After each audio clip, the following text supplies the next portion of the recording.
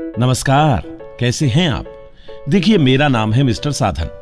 आज मैं आपके साथ अर्बन स्लम के प्राइमरी सेंटर में काम करने वाले स्वास्थ्य कर्मियों की कैपेसिटी बिल्डिंग के बारे में बात करूंगा। अर्बन स्लम यानी शहरी स्लम में काम करने वाले जो यूपीएचसी हैं, वो हमारे सबसे ज्यादा काम आते हैं। यूपीएचसी स्वास्थ्य सेवाओं और परिवार नियोजन सुविधाओं की डिलीवरी का मेन पॉइंट है। इसीलिए समुदायों को परिवार नियोजन संबंधी सेवाओं और सुविधाएं उपलब्ध करवाने के लिए इन्हें प्रशिक्षण दिया जाता है। स्वास्थ्य कर्मियों की परिवार नियोजन क्षमता संवर्धन के लिए 7 प्रभावी प्रशिक्षण होते हैं। सीटीयू यानी कॉन्ट्रासेप्टिव टेक्नोलॉजी अपडेट से इन स्वास्थ्य कर्मियों को लगातार गर्भ निरोधकों पर तकनीकी अपडेट और सर्वश्रेष्ठ पद्धतियों का पता चलता है और गर्भ निरोधकों के बारे में गलत जानकारी या मिथकों की धारणा दूर होती है। सीटीयू के नियमित आयोजन में खास जरूरतों के आधार पर विषय तैयार करें और बतौर प्रशिक्षक स्थानीय मेडिकल कॉलेज, फॉक्सी, तकनीकी एजेंसी या राज्य एवं परिवार कल्याण संस्थान के अनुभवी विशेषज्ञों को आमंत्रित करें। इसमें निजी और सरकारी दोनों ही स्वास्थ्य कर्मियों को शामिल करें और ट्रेनिंग मटेरियल को अपडेट करते रहें।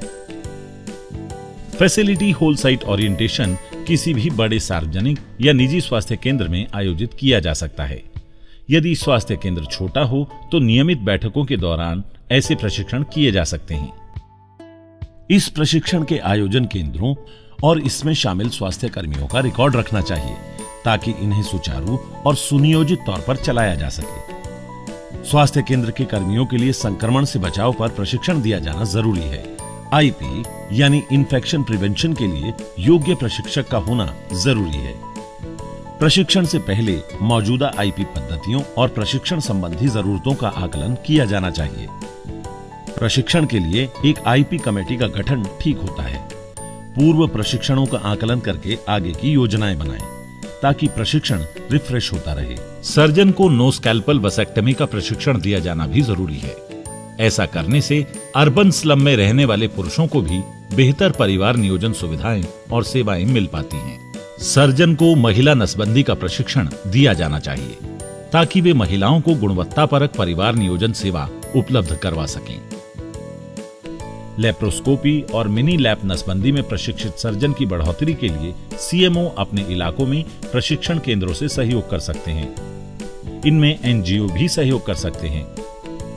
प्रसव पश्चात इंट्रायूटराइन गर्भ निरोधक डिवाइस पीपीआईयूसीडी के तत्काल निवेशन पर प्रशिक्षण। जिला महिला अस्पतालों और मेडिकल कॉलेजों में सेवा प्रदाताओं के प्रमुख समूह को प्रशिक्षण देकर नर्सों और दूसरे डॉक्टरों को भी इस सेवा की आवश्यक तकनीकी क्षमता का प्रशिक्षण दिया जा सकता है। सुनिश्चित करना चाहिए कि सामान्य पीपीआईयूसीडी प्रशिक्षण योजना के अनुसार संभागीय स्तर के प्रशिक्षक द्वारा प्रशिक्षण के बाद ऑन साइट मार्गदर्शन भी दिया जाए। स्वास्थ्य प्रदाता और स्वास्थ्य केंद्र के इंचार्ज द्वारा प्रशिक्षित सेवा प्रदाताओं के पीपीआईयूसीडी सेवा की जांच करना, अनुभव साझा करना और स्वास्थ्य सेवाओं की गुणवत्ता बनाए रखने के लिए योजना बनाना। रिफ्रेशर कोर्स, सेवा प्रदाताओं का क्लिनिकल मेथड्स पर रिफ्रेशर प्रशिक्षण जरूरी है। इन प्रशिक्षणों की मॉनिटरिंग करनी चाहिए। इन प्रशिक्षणों और इनमें शामिल होने वाले सभी प्रतिभागियों की संख्या की सुनियोजित सूची रखें। परिवार नियोजन अपनाने वाले परिवारों की बढ़ी हुई संख्या के प्रमाण जरूर रखें। इन प्रशिक्षणों से होने वाले लाभ के आंकड़ों को भी बहुत ही सुनियोजित तरीके से जमा करें और रखें। इन प्रशिक्षणों के लिए अलग से बजट बनाना चाहिए। साथ ही इन प्रशिक्षणों का कैलेंडर बनाया जा सकता है जिसमें अपेक्षित प्रतिभागियों की संख्या, अपेक्षित आयोजन स्थल, अपेक्षित संसाधन, कार्यकलाप आदि का जिक्र किया जा सकता है। तो याद रखिए दोस्तों, प्रशिक्षण हमें बेहतर बनाता है।